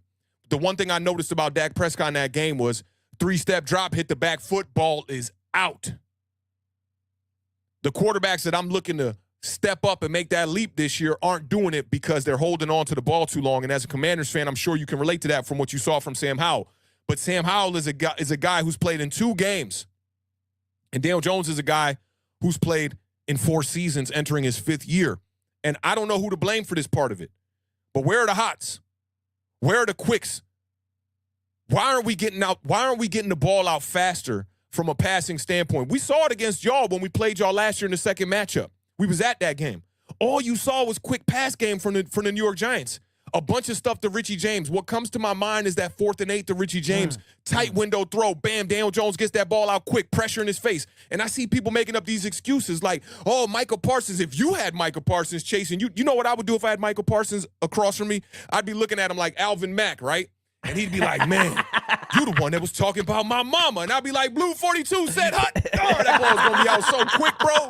Bro, I'm not holding on to the ball with Michael Parsons coming at me. It's almost like they're stubborn. Right. It's this level of being stubborn. I talked about it in the Commanders game about how the game plan just completely changed. Yes. Not in changed away from what was working, but what wasn't working, scrap it. You know what I'm saying? So for me, it's just you see the abuse that's going on. You gotta have plays in the playbook to pull out to throw things a different direction. You bring up a good point here because Carl Banks talked about the script, and I think he either asked Brian Daboll when he talked to him or something in the press conference was spoken about it. He was like, "Why aren't they going back to the plays that were working at the beginning of the script?" They completely changed the second half of the first quarter script. You went all run, all pass. I can't wrap my mind around it, man. I'm not an NFL guru when it comes to this X's and O's stuff, man. But I cannot wrap my mind around it. Your quarterback is getting 66.7% pressure rate against him. It was the highest of all quarterbacks on the weekend. And I watched the game with Justin Fields against the Green Bay Packers, and I'm like, golly, that dude, every time he dropped back, he's looking down the field, it looked like it's nothing. I ain't see the 22 cam yet, right? He looking down the field, it's like it's nothing down the field. Oh, I got to take off and run. I don't know how many times Justin Fields was sacked on the day, but I think he got sacked at least 3 times. I feel like I remember at least 3 of them. He was pressured on 56.3 of his dropbacks. So if you don't got the offensive line and you want to try to throw the ball down the field like this, you need a quarterback that's going to be able to buy you time. And in this particular instance, with how bad this offensive line was, what is Daniel Jones going to do back there? He ain't Lamar Jackson. No. But he's not going to make people miss. You asked the wrong people. They might tell you otherwise. Oh, my God, bro. Yo, and I'm the kind of person that if we're going to just call a spade, call what it is. The homie, the Mage, on Twitter, bro, all summer, showing statistics of that support why Daniel Jones is a better quarterback than Lamar Jackson. I'm just like, yo, dog, like, y'all got to stop doing this. You're setting yourself up. Yeah. You're setting yourself really up for failure and to be extremely upset. And that's exactly what happened today on Twitter. Everybody angry. And when I dropped the truth, shout out to my homegirl, Mal, Big Blue Mal, she was just like, yo, this is the truth, and they don't want to hear it. It is what it is, man. You can't die on what is not your identity, right?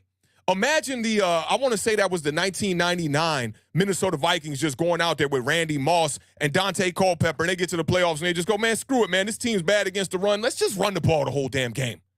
Why would you do that? We got a top 3 running back in the NFL. Use them. It's simple. I'd rather get beat 26-10, 26-7 than get beat 40-0. Yeah. Listen, I go back to the timeout, man. You could have stopped the bleeding. What's crazy is that the defense, everybody wants to kind of divert the energy away from the offensive line and from Dale Jones, and they say, well, what about the defense? Where was Kayvon Thibodeau and this and that? I mean, listen, the defense didn't play too bad. They didn't play too bad. They didn't play too bad at all. Yeah. It wasn't like Dak Prescott went out there and threw for 400 yards and 4 touchdowns. I mean, Tony Pollard had 2 touchdowns. But, like, considering I'm glad you brought that up. Considering where everything ended up and where everything was, like, it's just call the timeout. And when I say call the timeout, I mean run the ball. Just change the pace. Change the pace of the game. Regroup, man. Regroup. Yeah, you know what I'm saying? Like, it just because think about it, like, and then it's like listen, that game, and I'm not a Giants fan, right? Believe it or not, some of you guys, but listen, that game felt like it was 30 minutes longer than every other football game. 30. That joint felt like it was a 5-hour game, bro. And it's because that game was like a bbad mushroom trip, bro. That game was terrible. That game was terrible. The clock was always stopped because they didn't want to run the damn ball. Like every time I thought something was wrong with the clock operator because it said the same time as it said 10 seconds ago. It still says that time because incomplete passes. I mean, listen, Dale Jones was averaging 1.7 yards per pass. I mean, come on.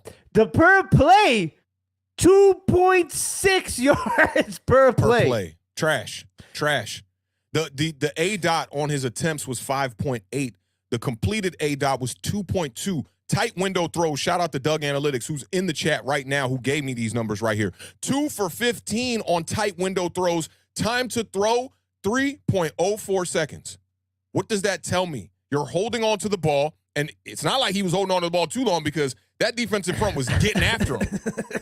But also, you're not throwing the ball down the field.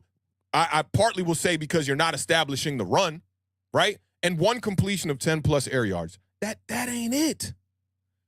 When you see your quarterback getting pressured like this, man, 5 different Cowboys had sacks, and it wasn't just the starters. So when you look at it and you go, oh, man, we just went up against a juggernaut defensive line, DeMarcus Lawrence, Micah Parsons, Jonathan Hankins. They got guys. They took all those guys out, and Brian Dable said, you know what, I'm keeping Dale Jones in the game, man. Go out there and get your block knocked off. And the backups was getting sacks on him. It's not a good look. It's not a good look. Board. And I promise you, man, the internet and Twitter, y'all make it worse. Y'all make it worse because you're not even keel. You're such a fan that you're so blind to what's going on around the league. Listen, you got to look at what's going on at least within the NFC East. And if you came into this game sleeping on the Dallas Cowboys, you're not watching Cowboys games. You're just not watching Cowboys games. And I know you sleeping on the Cowboys, right? But I don't think you would go up against a matchup with the Washington Commanders against the Dallas Cowboys asleep. Yeah. Like, man, we're gonna end this streak right here. There's no and people like, yo, I swear to God, I get into so many debates with people on Twitter because they're like, all you do is look at stats, man. Big Pat Sports. I'm calling out names today. I don't care. Big Pat Sports got in a big argument with me where I had to block the dude, right? And all he's being is like, yo, all you know is box score, man. You want to come on my channel and talk. We'll talk X's and O's, right? There is truth to data. When a team come in with their starting quarterback 10-0 against you in the last 10 games, what the hell makes you think you're going to break that streak confidently? What makes you think that? Oh, man, they lost Ezekiel Elliott. Y'all was talking about Ezekiel Elliott last year like he was a terrible running back. Why does it matter now? Tony Pollard comes in here and does exactly what he's supposed to do. Yep. And that was one of the things we talked about. How is Tony Pollard going to be able to handle? I mean, he didn't even really have to handle much, but when he had to handle it, he handled it. And what was it, 70 yards from Tony Pollard or something like that? I think it was 74 yards and 2 touchdowns, I believe. 77 yards, 4 targets, he got 2. That's CeeDee Lamb. 70 yards, 14 rushes, 5.0 yards per carry. What did we talk about the whole time during the preview? I said Tony Pollard led the league in yards per touch last year at 5.9. He was 3rd in the NFL at yards per carry with 5.3. Why are y'all thinking that our rushing defense is just going to be like night and day because we signed 2 players? This is a philosophy thing. This is a coaching thing. This is a scheme thing. This is a personnel thing. It's all of those things combined. Bobby O's not going to come in here as one player and completely change that. A lot of y'all was giving the pass to people like Leonard Williams, Dexter Lawrence, when it comes to this rushing defense. Y'all were giving them the pass like, can't be their fault. They running the ball right down the middle of this defense. And they're going to double team Dexter Lawrence. So that leaves Leonard Williams out there to try to step up and the rest of these jokers. Isaiah Simmons comes in here. These dudes is celebrating on a 4th down conversion where they made a big hit. I get it from the rookie. I get it. Trey Hawkins makes a big tackle. I love that tackle, too. That was a good tackle by Trey. But then y'all bumping y'all chest celebrating off that when they just converted on a 4th and 4, 4th and 3, or whatever it was, that stems from coaching. When you see things like that, that's coaching. You got to be about business out there, man, and understand the situational football, where you at on the field and what's happening. When they get the conversion, you can't be bumping your chest celebrating, man. That's not the vibes, man. And like, yo, I don't want to just like completely go into this and just overreact over one game, right? Yeah. But I'm also not going to go at this and look at it like, the Cowboys are not that good and they got lucky. It's a wake-up call, I think, more than anything else. I think it's a wake-up call. I was you were awake. I was woke, as they'll say, right? Yeah. Oh, man. They love to use that. If this is a wake-up call, this is like, you got jury duty in the morning at 9 a.m., and your alarm goes off and you hit the snooze button and it's 8:58 and your roommate pulled up with a bucket of water and was like, man, get your ass up. That kind of wake-up I was going to say like the police serving a warrant at like 6:30 in the morning. Or your landlord bringing you the eviction notice at 9 a.m. This wasn't it. And defensively, up front, a lot of people want to talk about Kayvon Thibodeau, the stat line. He was going up against Tyron Smith, who was not healthy, running out there on a bad ankle. And Kayvon had 4 total tackles, 1 solo, no sacks. No tackles for loss. No quarterback hits. It's now 3 straight games that the New York Giants have played the Dallas Cowboys and don't have a sack. Donuts for everybody. And the Cowboys in those 3 games have 15 sacks. You could throw everything else out the window and just run with that stat. I mean, like that's going to be a big. That's a huge. Like we could take the quarterbacks out. We could take the weapons out. The coach. I mean, 15 sacks is 0 sacks. I mean, that's night and day, my friend. It really is, man. And this is more than a wake up call. This is important. This is a realization. I like that. I do like that. This is a realization that this roster that y'all was, clamoring about in the offseason, like, oh, man, this is different. Didn't look that different on Sunday night to me. Looked a lot of the same. Can't stop the run. Passing attack looks the same. Can't stretch the field. Offensive line can't block. Quarterback making mistakes, not making the right reads. Running back getting bottled up. I'll throw that out there. Wide receivers not getting separation. Wink Martindale really didn't even get a shot in this game, I felt like. Wasn't on the field. No. And I clocked out. I clocked out in the second half. They were scoring points from all over the place in different. They were scoring points on teams that they had 2 defensive touchdowns. Yeah, special teams was awful in this game.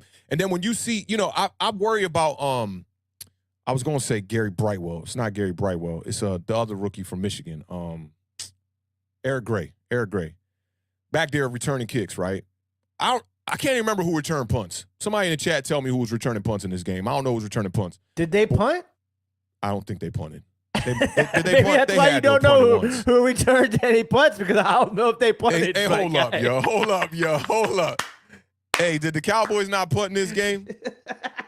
There ain't no way the Cowboys didn't punt in this game. Y'all gonna have to bear with me. We pulling up this box score. Did they not punt? Okay, they punted. Yeah, they punted. They punted a couple times, actually. Yeah, I had to make sure it was the right box score. 40-0. Just first quarter, 0. Second quarter, 0. Third quarter, 0. Fourth quarter. It's so disheartening to look at. But I don't know who's returning punts, right? But when I see Jamison Crowder out there with y'all like zing, zing, zing, zing, zing, he was looking like, right? I'm like, why the hell y'all let that guy go? I mean, I made the wrong assessment on him in the offseason, I got to admit, because I was like, hey, maybe Jamison Crowder's a little bit old. I see Cole Beasley making his roster. Supposedly they worked out some wide receivers today. Yeah, I saw that. Andre Roberts. Yeah, he was with the Cardinals for a little bit, right? For a while, yeah. He's been with a bunch of different teams, but his most notable time, I believe, was with the Cardinals. Look, I ain't sleeping, right? But, like, come on, dog. That's what we doing? We working out pretty much John Ross Jr. That's what we doing. I mean, listen, after a game like that would be the last position I think you'd be working out. I think you want some tackles in here, maybe some guards, a center. Mark Lewinsky, bro. And look, a lot of y'all was shitting on Nick Gates, man. I think Nick Gates would have been better served being moved to right guard than having Mark Lewinsky out there. Somebody chop that, put that up on my Twitter for me one time. Somebody chop that one, because what is Mark Lewinsky doing on this team right now? What is he doing on this team as a starter right now? And if it's not a personal issue with Mark Lewinsky, Evan Neal, Ben Bredesen, I can't put John Michael Smith up there just yet. You know, good draft pick so far. But if it's not an issue with them three, where do you point? You got to point to coaching, right? Joe Judge was smart enough to get that other offensive line coach up out of here after a couple of weeks. Brian Dable, Joe Shane. I know Bobby Johnson is Joe Shane's boy from Buffalo. I ain't here to like tell nobody that, you know, they need their job revoked and whatnot. But y'all need to be looking at that offensive line, the offensive coaching, and everybody who has anything to deal with that under a serious microscope right now. Because the Giants right now are headed backwards. They're heading backwards playing football like this. This week is going to be like, preseason, obviously, with the way that a lot of, you know, the fan base had been talking going into the season, you probably weren't going to be looking at week number 2 as a must win. I mean, listen, this game against the Cardinals is going to be a lot of pressure, because listen, a lot of pressure. The way that Dallas got to the quarterback, I mean, I think that you're going to see people going to try to blueprint what, I mean, not everybody's going to be able to do what Dallas did, because not everybody has the same personnel as Dallas, obviously. And I think that this goes for Washington too. People are going to be throwing the kitchen sink at Sam Howell for the rest of the season. There's no doubt about it. Daniel Jones as well. Yeah. And I think it's going to be the same thing. And I think that, you know, Arizona's defensive front, they're not too bad. So, you know, this is going to be a good test for the Giants moving forward. I'm looking forward to breaking down that game on Thursday night here. Yeah, and look, man, I talked about this a lot. That stretch that's coming up after that Cardinals game, I've mentioned this in spaces, and people be like, yo, Awthentik is just, this guy don't know what the hell he's talking about, right? I said, mess around, go 0-2. Like, 0-2? Man, we're going to be 4-1. We're going to be 3-1 after the first 4 games, right? Mess around, go 0-2, and then have to go to that stretch. Buffalo, Jets, Seattle. Who's the other one? Miami. Before you got to go see Washington, who everyone in New York was sleeping on. Dog, y'all remember them years, right? Y'all remember them years New York Giants starting off 1-5, 0-6. Y'all remember those years, right? We don't want to get back to that. So the urgency is on 1,000 right now. Let's take some of these super chats, man. We can wrap this game up. All right. Big shout out to Lax 044 with the $4.99 super chat. Says had to turn the game off at halftime. I was already going to be miserable at work the next day. Watching the whole game would have made it worse. I feel your pain. I've been I put there. the game on in the background kind of for the second half, man. I was right there with you, bro. Like, I was not paying attention closely. Definitely not. It's a tough one. It's a tough one, man. But listen, it's better to get this one out week 1, right? Let's get it out week 1. Move forward. 0-1 is okay. 0-2, not so your much. playoff chances dwindle. Big shout out to Base T with the $4.99 super chat. Says, keep bringing the fire, fellas. Fire emoji. Fire You know emoji. it. You Fire know it. emoji. Mo fire. Mo fire. Hey, big shout out to Keith Wilson Jr. My with man, a what's good, fam? $4.99 super chat. Salute, my G's. I want Danny to work out, mainly to not have to go through more struggle seasons at quarterback. But DJ, come on. And why he still bats the ball. Oh, man. He doing one of the... He's doing that patting. He's doing that patting. Serge used to do that in high school. When he got to college, they were like, yeah, let's move you to cornerback, buddy. But I listen, as a Commanders fan who, a team that has had the most starting quarterbacks since, I guess, Forever, you since can the pick beginning, the conception of the NFL. Year. Pick a year, okay? We've had more starting quarterbacks than any other team over the last, 10 to 15 years, okay? So I completely understand where you're here. And I think most people, how do I phrase this? Most people who carry logic around with them on a day-to-day basis want it to work out. Obviously, if you're a fan of a team, you don't. This is like how I was with Taylor Heineke. I didn't not want Taylor Heineke to work out because he was my quarterback. I don't know about that. But I think it's a little different when you don't draft the player, too. Very, very true. Very, very true. Because I think, I was probably like that with Dwayne Haskins, rest in peace. I did not ever want to give up on Dwayne Haskins, you know. That's real. And so like I completely understand that sentiment, and we'll see. The only time will tell, but this was not a good start to the contract year. And I saw Stan in the chat saying, "Boy, they're going to use that Joe Burrow game as a comparison." Oh my God, for man. Daniel Jones to let him pass, but They sure did. I mean, like, certain quarterbacks have afforded the luxury. Joe Burrow is a Super Bowl quarterback. Yeah. And he's not entering his 5th year either. No. And he's coming off of an injury. He hasn't probably ton of play of football in I'm going to tell 3 you, months. man, misery love company. Love company. It's like, Daniel Jones had a bad game, but everybody, right? Didn't everybody have a bad game? Everyone, right? We're all of us, we're a team, right? We appreciate you, Keith. Thank you very Shout out much for the Keith, $4.99. Big shout out to Kellen No More for the man Kai in the building. What up, $4.99 man? super chat. Says, be honest, Beard. Has your division standings prediction changed? Listen, a lot has changed in 1 week, but I'm not going to overreact. I will say this. I think I like the realization thing. Dallas has a defense, and Dallas can score points. It's just a consistency. Can Dallas do it on a consistent, level throughout the season and into the playoffs?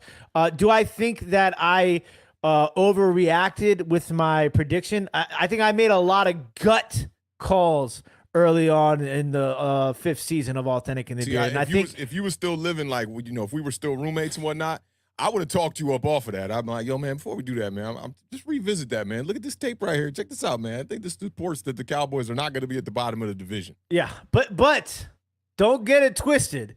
If something happens and the Cowboys go 8-9, you best believe your boy gonna go back to that show. See, I told y'all.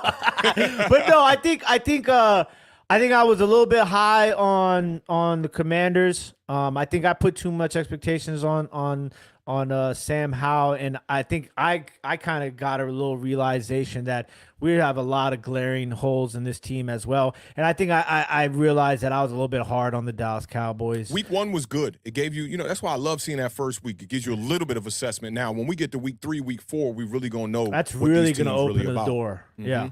But I definitely think that there's some room for some realization from the beard, and I'm man enough to admit that. I think I let my hate of the Dallas Cowboys overtake my realization here at Awthentik and the Beard. So shout out to the Dallas Cowboys fans in the building. Yeah. I'll take all that accountability. Yes, so sir. shout out to Kellen No More. Shout out to our, all of our guys here in the building and gals here in the building who are Dallas Cowboys fans. You guys had a good win, man. Stretch your stuff. You deserve it. Put up 40 burger to nothing. You allowed to have your walk this week. So shout out to Kellen the No More. donut for dessert.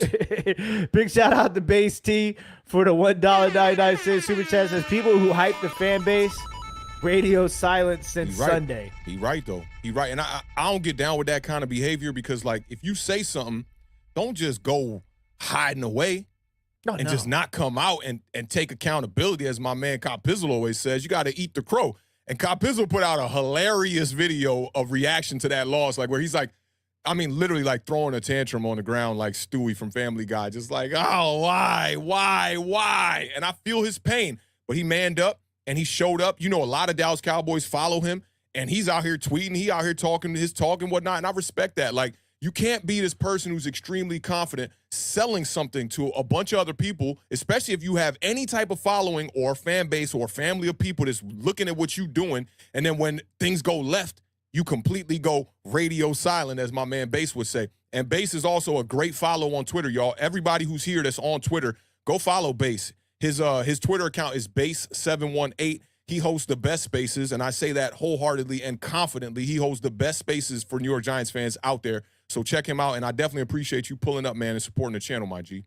Big shout out to Mario with the $5 super chat. Say, ¿Dónde está Cole Beasley? Cole Beasley is, I think they put him on a practice squad IR. IR, right? Yeah, so I don't think he can play for 4 games. Dog, we might need a good Cole Beasley out here right now.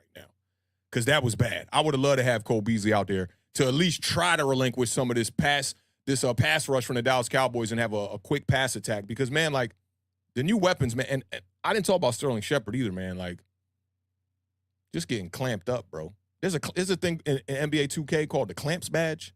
And every time you D somebody up, highlights above the screen and whatnot, he was getting clamped up, dog, all day long. In preseason, we saw him go up against Sauce once. We saw him going up against backups, getting clamped up, man. Not quite that security blanket that Daniel Jones was used to a year ago before he got hurt. So, oh man, I don't know where the Giants going with this. I don't know where they're going with this. I have flashbacks of Giants Twitter talking about Jalen Hyatt and Sauce. Oh my God! If that was Daniel Jones out there, and you know what somebody said to that? Somebody said, when everyone was running around with that narrative about if that was Daniel Jones throwing that ball, it would have been right in the bucket. A bunch of people responded, no, Daniel Jones isn't going to throw that ball. Tyrod at least got the guts to put the ball out there in the whole shot, and that's what prompted me to be like, yo, somebody find me a whole shot from Daniel Jones. I saw that today. And we found 2. That was in the summer, when that happened. Yeah. All the tweets you saw today, those are from the summer. Because I'm bringing it back up because Dan Snyder and a bunch of other people who were breaking down tape, that was the play that they was looking at, the interception to Saquon Barkley. It's a perfect hole shot up top to Isaiah Hodgins. And what does Daniel Jones do? He don't throw it. There was 2 hole shots that they found. One against the Minnesota Vikings, a hell of a throw from Daniel Jones. Beautiful one to Isaiah Hodgins. And the other one was to Saquon Barkley on a wheel route against the Saints 2 years ago, man. Still, I have not found many more hole shots from Daniel Jones. To be effective in this type of pass attack, you got to be able to make that throw. Big shout out to Zach G. About ready to drop. Talking about it. We're going from accountability to accounting. Zach G with the $2 super chat says, DJ's dead cap number is $69 million in 2024. Not too bad. $25 million in 2025. 69 million? Let's go back to that. Are they going to draft a quarterback if they have a top 10 pick? I doubt it. 69 million? You remember when what was his name in Half Baked? Sir Smokes a Lot. Sir Smokes a Lot. He was like, remember he said, like, doctor said, I got a bacchiotomy. And he was praying. He said, Lord, that's how I feel right now, dog. We've had a lot of really good movie analogies It's here today. Here, right? Yeah. Listen, man, they was working out wide receivers. What's his name? Andre Roberts.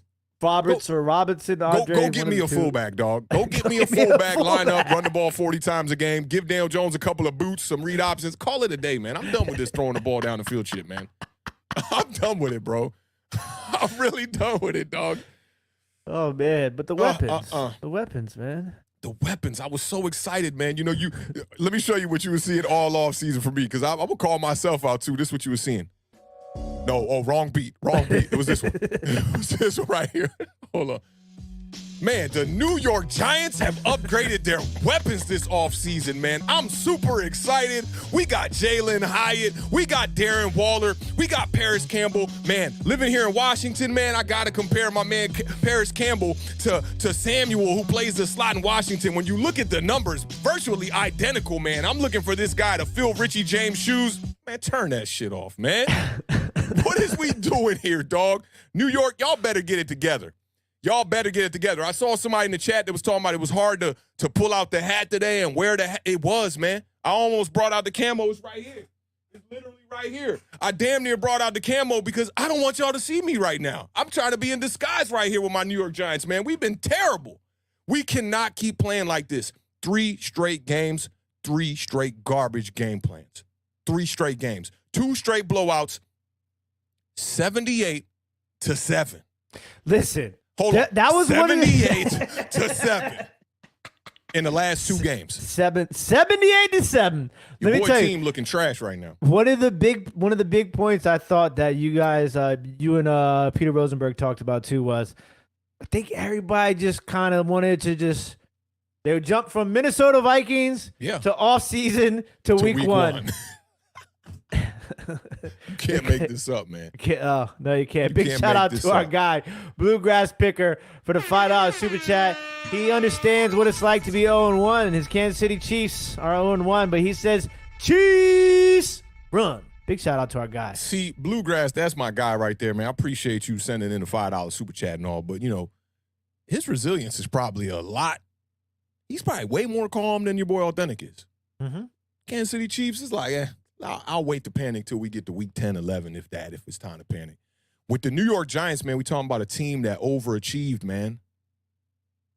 And a lot of people don't want to admit it, but this roster looking a lot like last year's roster. Do you remember when I said in the offseason, I got big pushback for this. The New York Giants are running it back. People were like, what are you running it back? What are you talking about, man? They're not running it back. We brought in Paris Campbell, Darren Waller, Bobby O, signed Daniel Jones. He doesn't have to worry about the contract 5th year looming over him anymore.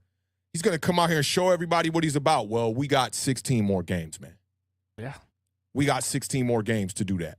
Better start showing it starting this week for sure. The New York Giants are on the clock. Big shout out to our guy Renee with a $10 super chat talking a little fantasy. I like What's that. up, Renee fellas? always pull up with the fantasy question. I got the number 2 waiver pick. Would y'all use it on Tua or my guy, who I will be honest about, and I was honest about this on Twitter, was completely off my radar. That's Pico de Gallo over there, rookie wide receiver for the Los Angeles Rams. Absolutely put up insane numbers in week 1. This week, or sit tight and be patient. Don't need them, but could keep them from another manager. Keep it up, fam. For me, it depends on your roster construction as it is.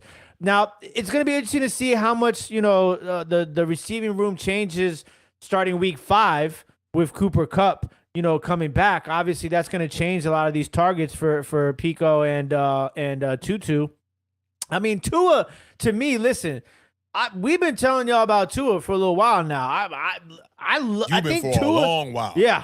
I think Tua is, fantasy-wise, I mean, dude, listen, if you look at Tua's numbers before the injury last season, he was top 5 in every passing category out there, okay?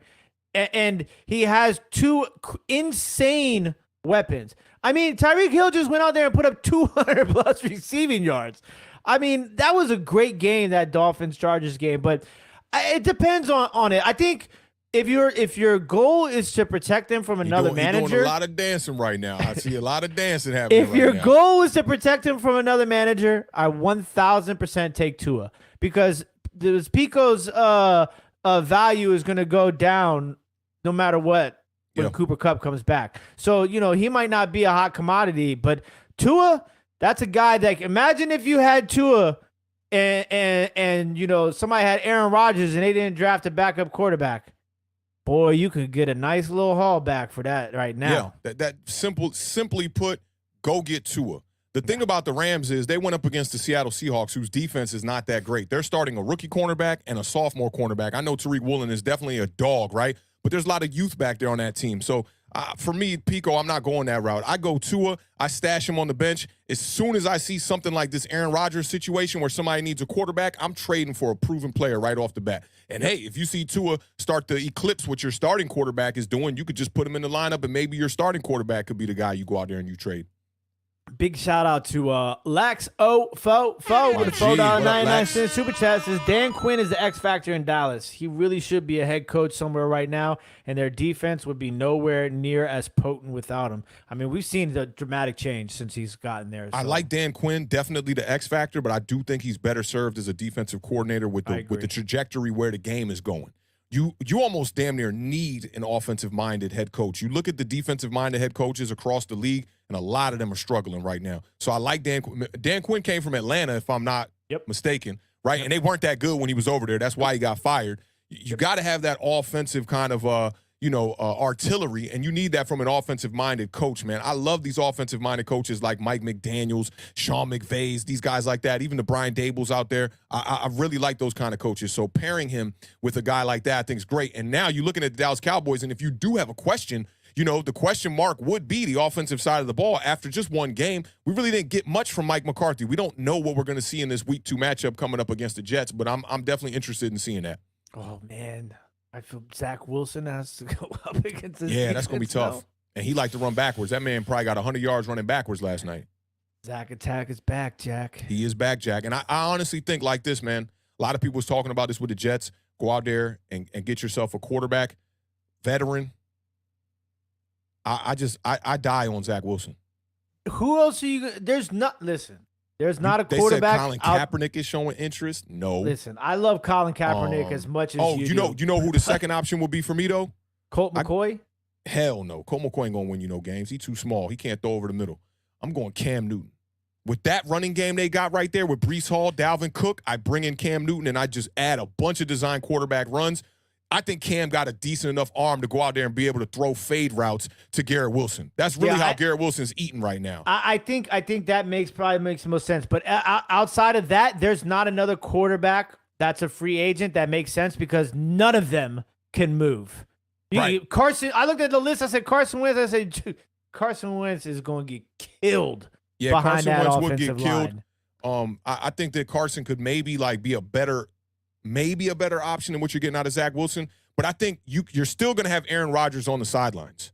Yeah. You're still going to have him in practice, right? Great point. And he's been a great mentor. For everyone who's been watching Hard Knocks, he's been a great mentor to Zach Wilson. And Zach Wilson, say what you want, they went out there and they won the damn game after their guy goes down with a torn Achilles. They all rallied around him. And he didn't play great or nothing like that, but they won the damn game.